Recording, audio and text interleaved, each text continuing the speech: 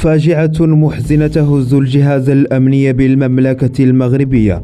رجل شرطة يطلق رصاصة لقتل رئيسه، ولولا الألطاف الإلهية لحدثت الكارثة. تفاصيل مثيرة جدا في هذا المقطع الإخباري، فابقوا معنا.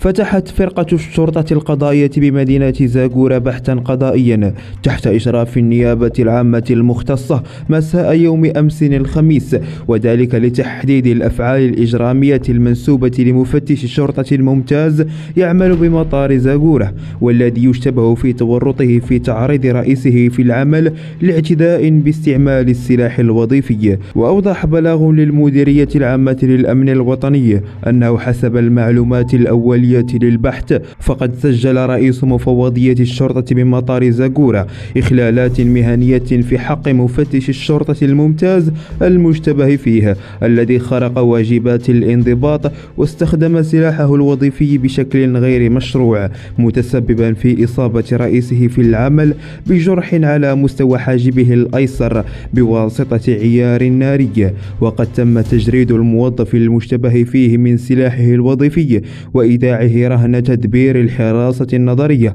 على خلفية البحث القضائي الذي يجري تحت إشراف النيابة العامة المختصة، وذلك للكشف عن جميع الظروف والملابسات والخلفيات المحيطة بهذا الحادث.